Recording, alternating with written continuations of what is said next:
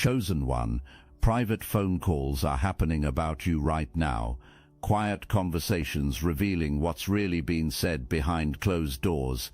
In those calls, your name surfaces as the turning point, the proof the game ended in your favor. This isn't about them anymore. It's about you seeing the power you already claimed. These phone calls aren't casual check-ins. What's happening is the coordination of a cover-up, because something remains hidden, something that could destroy certain people if it comes to light, and they believe you might know about it. Money, that's what this is really about. Money that doesn't belong to certain people. Money they took, money they moved, money they thought was safely buried until recently when things started unraveling. One person is already confined for something, but there's more. Evidence of other crimes, financial fraud, things that would add serious consequences to whatever they're already facing. And here's what makes these calls so frantic. They think you have access to that evidence. Maybe you saw something without realizing its significance at the time. Maybe you kept documents. Maybe you remember conversations. The uncertainty about what you know creates terror for them. That's why someone keeps trying to maintain some thread of connection with you. Why your every move online gets watched. Why breadcrumb messages probably got sent testing if you'll respond. This isn't being done because you're missed. This is damage control. The universe is handling this for you.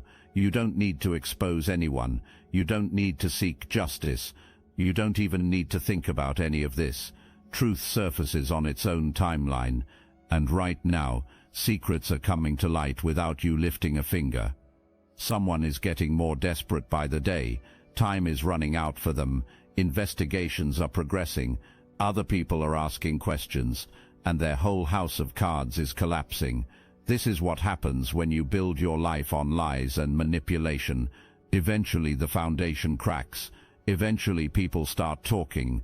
Eventually what was hidden in darkness gets dragged into the light. Meanwhile, you're free. You walked away before getting caught in their disaster.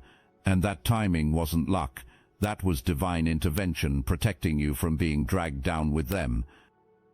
You were supposed to be their rescue, their safety net. The person who would show up with resources when they needed them. The person who would take on burdens that weren't yours to carry. The person who might even take the fall for things you didn't do.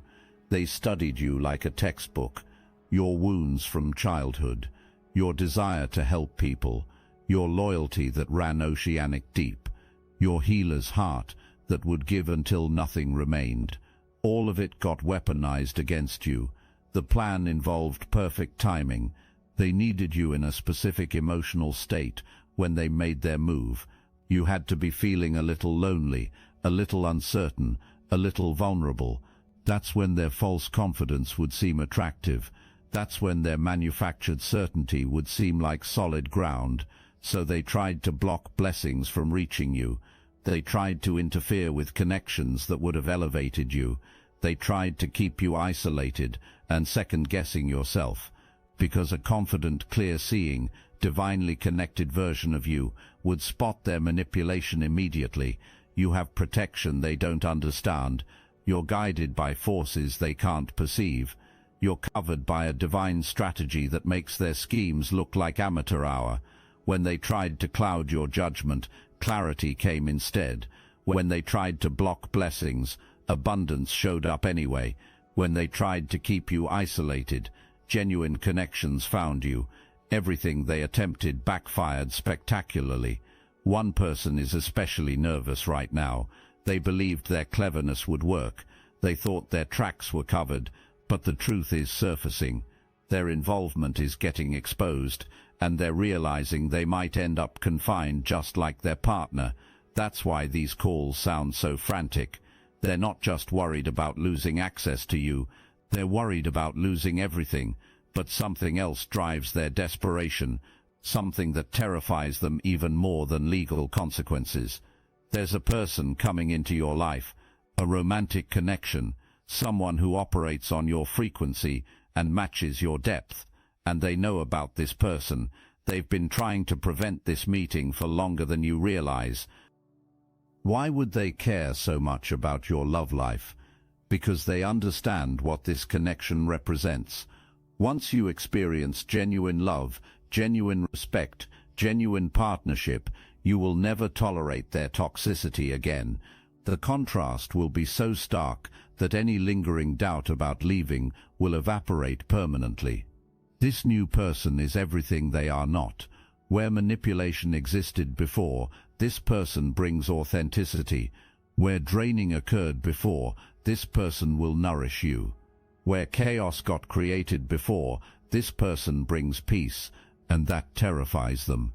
Because the moment you see what real love looks like, their masks fall off forever. So they tried to block this connection from forming. They tried to make you too wounded, too guarded, too traumatized to be open when this person appeared. They wanted you to stay focused on the past, keep analyzing what went wrong, keep believing that maybe if you had just done things differently, those toxic relationships could have worked. They wanted you to believe you weren't worthy of real love, that your past was too messy, that no one good would want someone with your history. But you stopped believing those lies. You did the healing work. You processed the trauma. You learned the lessons. And now you're not the same person they were trying to keep in chains. You're free. You're clear. You're ready. If you felt called by this message, hype this video so other chosen ones like you can be reached. That person meant for you can finally reach you now that all their interference has been removed. All the delays are over. The path is clear. The timing is aligning. This is what they're frantically asking about in those calls. Have you met someone? Are you dating? Did that person show up? They're desperately hoping the answer remains no, but the answer is already yes.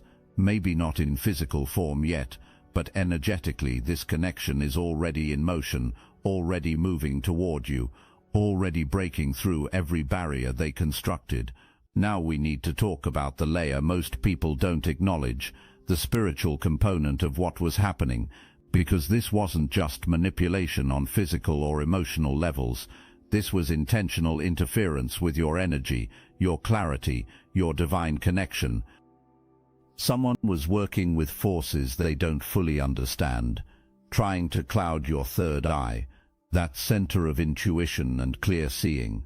They wanted you to second-guess everything, doubt your own knowing, question your perception of reality. They also tried to interfere with your dreams, your subconscious processing, the downloads you receive when your conscious mind isn't filtering. Seeds of doubt were supposed to get planted.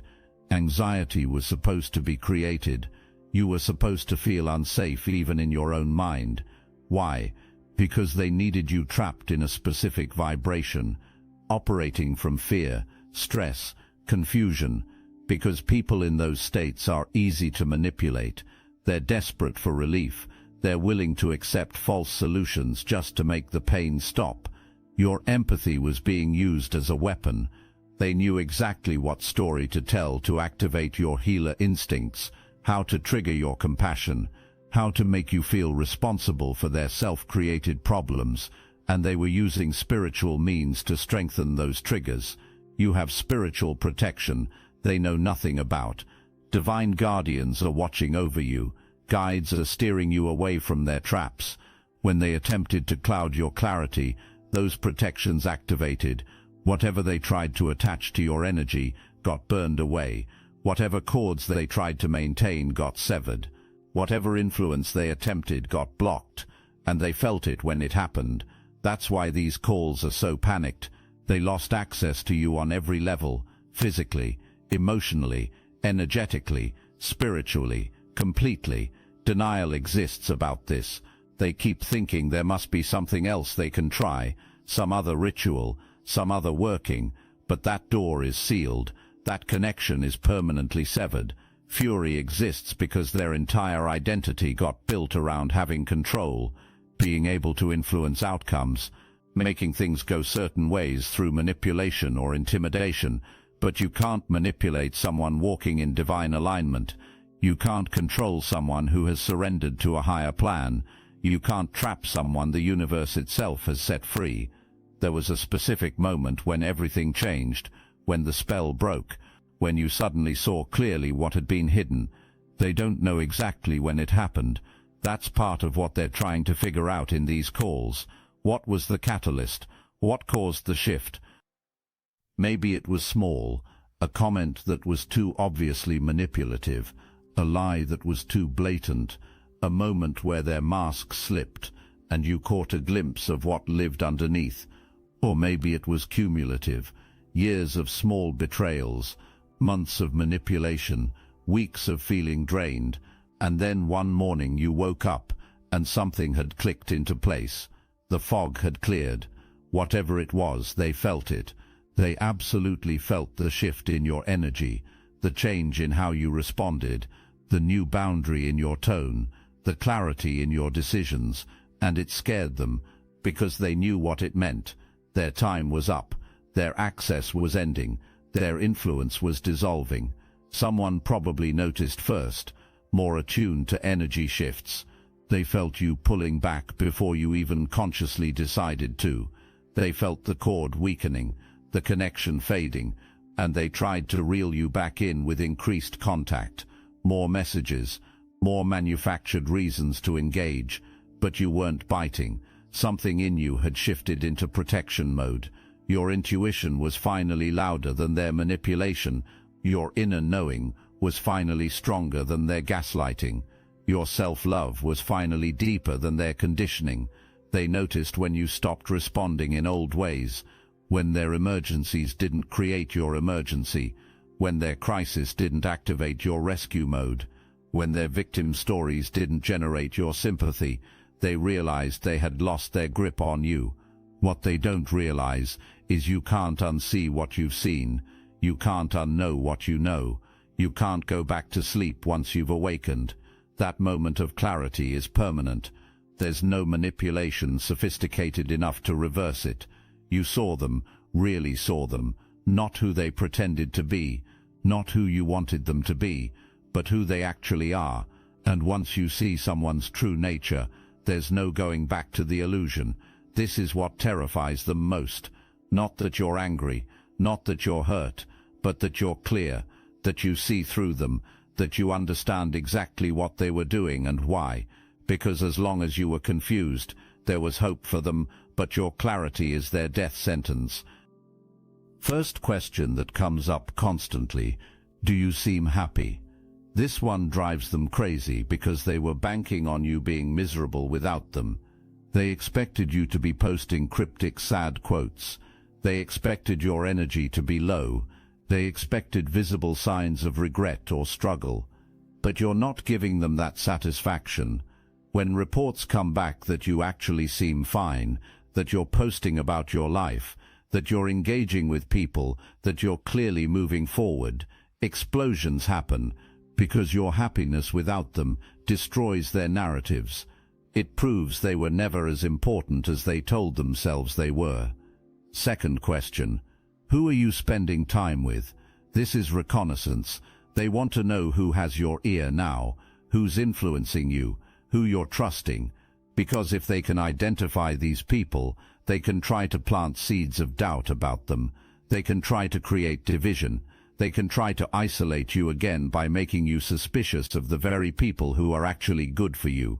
But here's what's hilarious about this question. They assume anyone close to you now must be manipulating you somehow. It never occurs to them that maybe you're just surrounded by genuine people who actually care about your well-being, that maybe these new connections are healthy, that maybe you're finally experiencing what real support looks like. Third question: have you mentioned us at all? This one reveals their ego. They want to know if you're still talking about them, still processing, still giving them energy and attention, even in their absence. They want to believe they still occupy space in your mind. When reports have to be made that no, you don't seem to be mentioning them, heavy silence falls on the call, because being forgotten is worse than being hated for them. Being irrelevant is worse than being the villain. They would prefer you to be angry and talking rather than healed and not thinking about them at all. Fourth question: what are you doing for money? This is the big one. This is where their true intentions show. They need to know your financial situation because it determines their strategy. If you're struggling, they can swoop in playing savior. If you're stable, they have to find another angle. If you're thriving, they have serious problems. They especially fixate on this because whatever scheme they had planned required you to be in a position of need, required you to be desperate enough to accept their help with all the strings attached. Your financial independence is a massive problem for them. Fifth question. Have you blocked us completely? Not just on social media. They want to know if you've blocked them energetically, spiritually, emotionally, if any opening remains, any crack they can wedge themselves into. Admissions usually have to be made that yes, your boundaries seem pretty solid, and this sends them into spirals. But there's a question underneath all these questions, the real question they're dancing around but never quite asking directly. Did you ever really love us, or was it just trauma bonding? And this is the question that terrifies them most, because if it was just trauma bonding, if the connection got built entirely on manipulation and dysfunction, then it was never real. And that means the situation isn't a breakup. The situation is someone waking up from a spell. In these calls, a lot of speculation occurs about what you might reveal if you started talking, what you might expose, what secrets you might share, and this fear is eating them alive. Terror exists that you'll tell people about their roles in everything, how participation wasn't just bystander status, how they actively participated in keeping you confused, how information got fed between them, how friendship got pretended while your vulnerabilities got reported, how complicity existed in every manipulation, even while innocence got played. Especially worry exists about mutual connections finding out, people who still see certain individuals as trustworthy, people who don't know what they're really capable of, people who would be shocked to learn the truth about their character. Their whole images depend on people not knowing what happened. I must interrupt this transmission for just a moment. Are you really chosen? Prove it. It's easy to watch videos about chosen ones. It's another thing to put yourself to the test. If you're still here, that means something, but talk is cheap. Real chosen ones take action. That's why I built Destiny Engine. It generates personalized sequences that help you rewire betrayal into transcendence, turn isolation into sacred power, and transform their downfall into your rise. We are using the Dark Elite's own weapons against them, taking their declassified consciousness technology that programmed competition and scarcity and repurposing it to serve divine justice. Rumglanti, the beauty is, you don't even have to lift a finger. You put on the headphones, press play, and watch your enemies choke on the rope their own lies created. If you're done consuming and ready to prove you're chosen, start your Destiny Engine for $1 today, join the Obsidian Inner Order live checks, and watch divine justice accelerate in your life. Link in the description.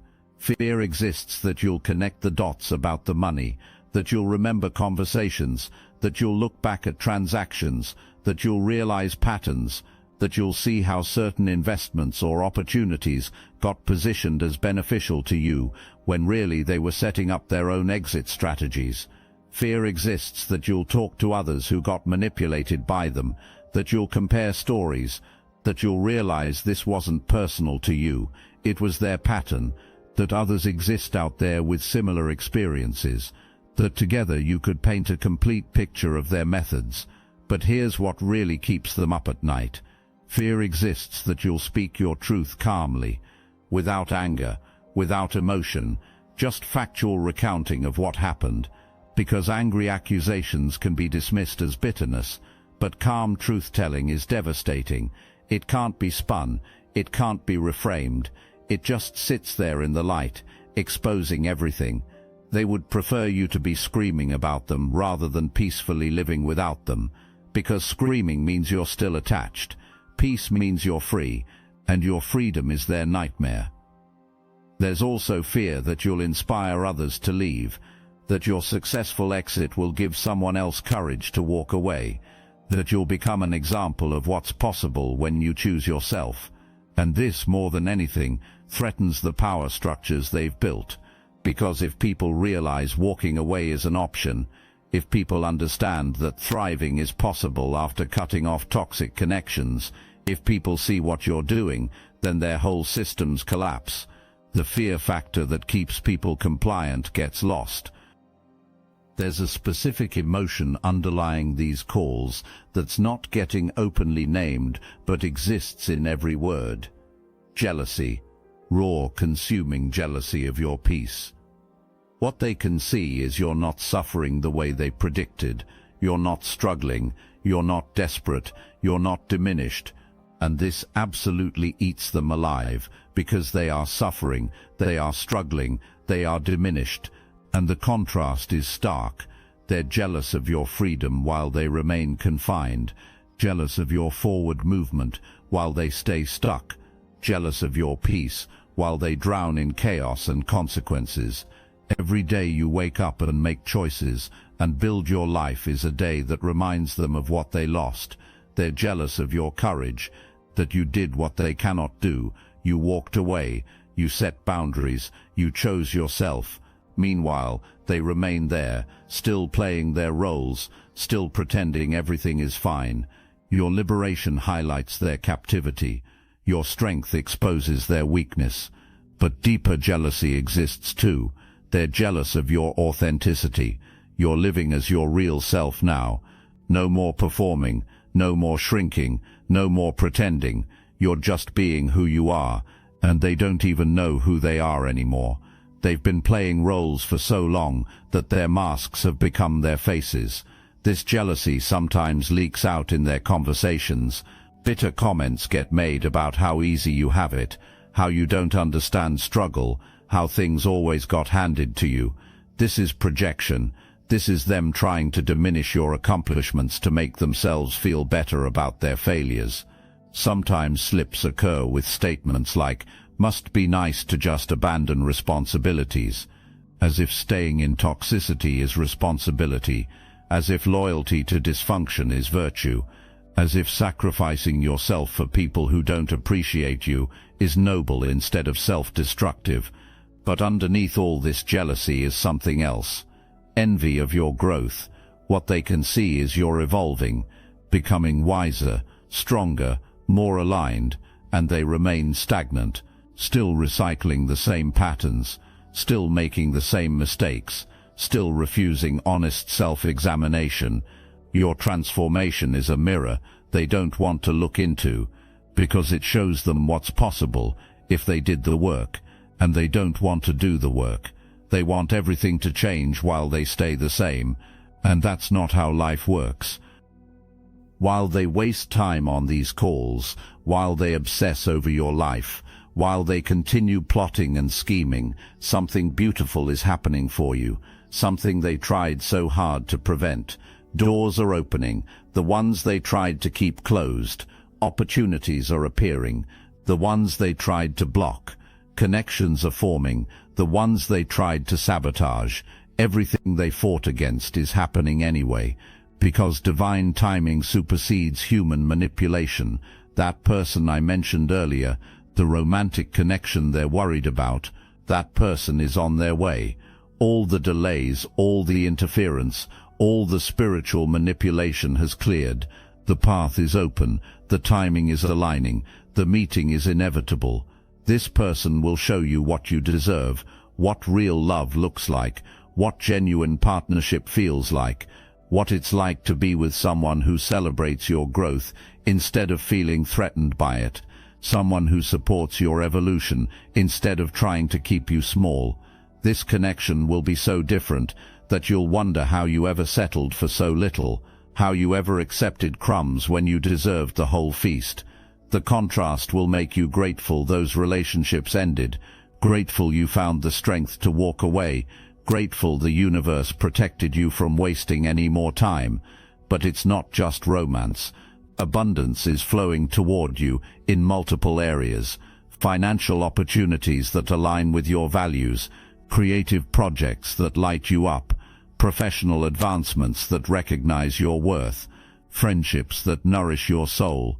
Everything you walked away from is being replaced with something better, not because you're seeking replacement, but because you created space for what's actually meant for you by releasing what wasn't.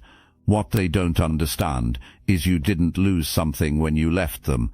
You gained everything by releasing them. You gained peace, clarity, self-respect, freedom, the ability to hear your own intuition without their noise drowning it out.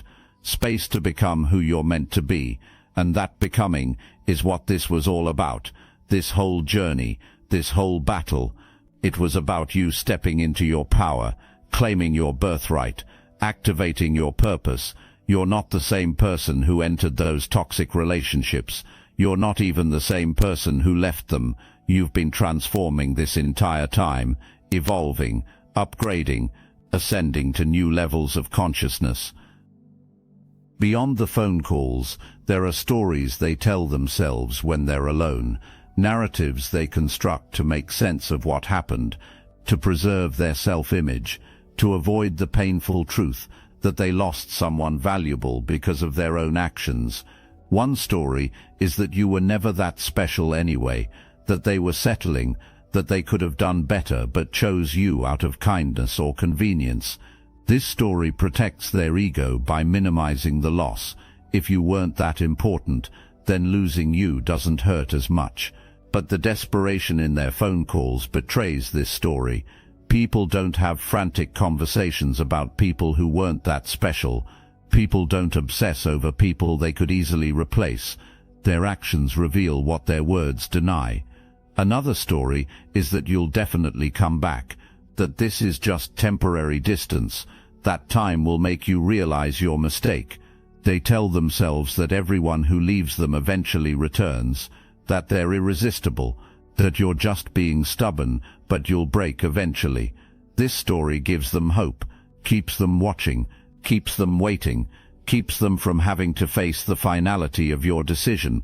But hope built on delusion is just denial with better marketing.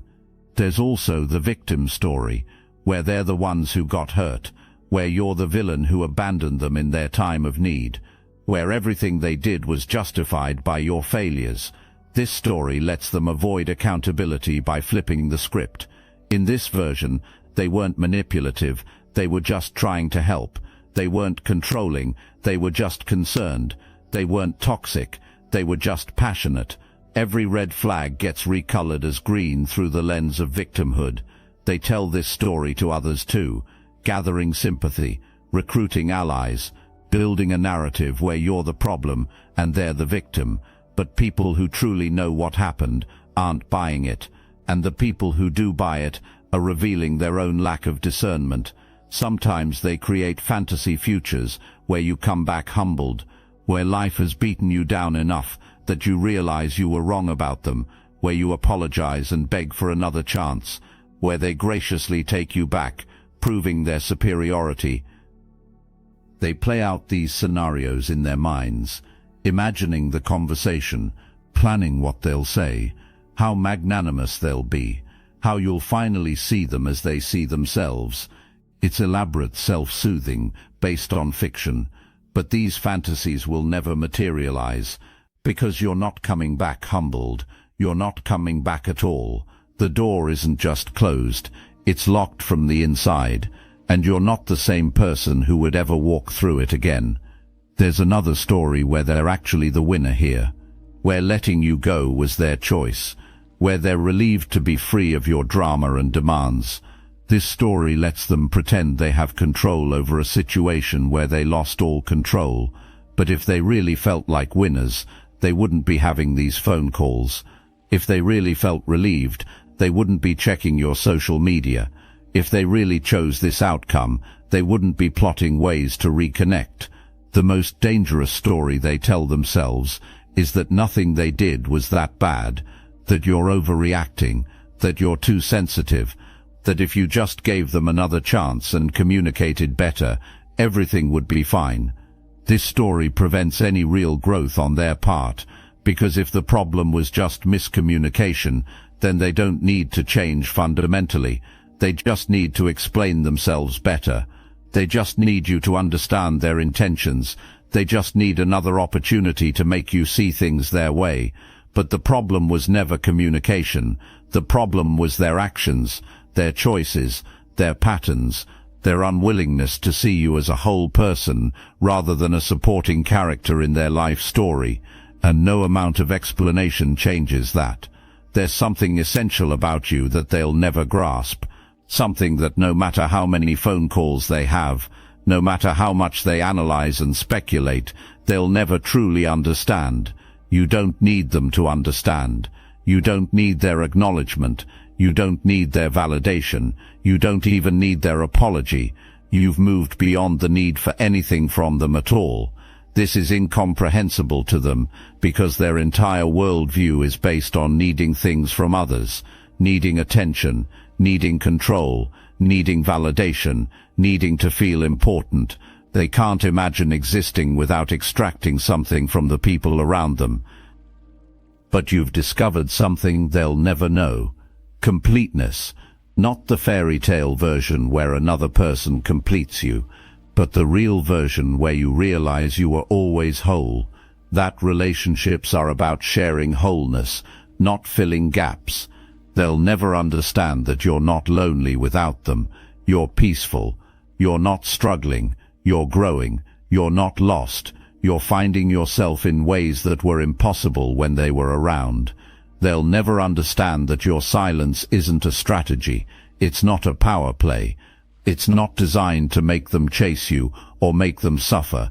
It's simply the natural state of someone who has nothing left to say to people who never really listened anyway. They'll never understand that your boundaries aren't walls built from anger. They're gardens cultivated from self-love. You're not keeping people out. You're protecting what's growing within. They'll never understand that you're not comparing them to new people in your life. You're not measuring anyone against them. They've become irrelevant to your decision-making process. They're not the standard for anything anymore, good or bad. They'll never understand that forgiveness doesn't mean reconciliation, that you can forgive them for yourself without ever wanting them in your life again, that releasing resentment doesn't mean opening doors. Most of all, they'll never understand that this isn't about them anymore. It never really was. It was always about you, your journey, your growth, your liberation. They were just obstacles in the path, lessons in the curriculum, chapters in a story that's now being written without them. And that's okay. They don't need to understand. Their understanding isn't required for your peace. Their acceptance isn't necessary for your freedom. Their acknowledgement isn't essential for your truth. You've taken your power back. All of it. Every piece they took through manipulation. Every bit you gave away trying to keep the peace. Every fragment you lost in the chaos they created. You've reclaimed it all. This is your liberation, not just physical distance from toxic people, not just emotional freedom from manipulation, but complete energetic sovereignty, the right and ability to direct your own life without interference from people who don't have your best interests at heart. The phone calls will eventually stop. The obsession will fade. The attempts at reconnection will cease, because even they will have to accept you're gone, that the door is closed, that the chapter is finished. And when that happens, you won't even notice, because you'll be so immersed in the life you've built, so fulfilled by genuine connections, so abundant in every way that matters, so aligned with your purpose and path. You'll look back on this time maybe years from now and marvel at how different everything is, how much you've grown, how far you've come, how you almost didn't break free because fear almost won, guilt almost convinced you to stay, obligation almost kept you trapped. But you chose differently. You chose yourself. You chose truth. You chose freedom. And that choice changed everything. This is your testimony, your transformation, your triumph. You walked through fire and emerged refined instead of destroyed. You faced manipulation and chose clarity over confusion. You encountered darkness and chose to be your own light. Those phone calls happening in the dark, they're not about you. They're about their failures, their consequences, their karma, their inability to evolve, their refusal to change. Let them talk, let them plot, let them obsess. While they stay stuck in those conversations, you're out here living, healing, growing, thriving, becoming, creating, manifesting. Everything they tried to prevent is happening anyway. Everything they tried to block is flowing to you now. Everything they couldn't control is working in your favor, because you're aligned with something bigger than their small minds can conceive. You're protected by forces they don't understand, guided by wisdom they've never accessed, loved by the divine in ways they'll never know. And that choice, that single brave choice to honor yourself, is what changed everything. That's what these phone calls are really about. They're mourning the loss of their access to you. They're grieving the death of their control. They're panicking because they realize they can't get you back. And they're right. They can't, because you were never theirs to begin with. You always belonged to yourself. You always belonged to your purpose. You always belonged to your path.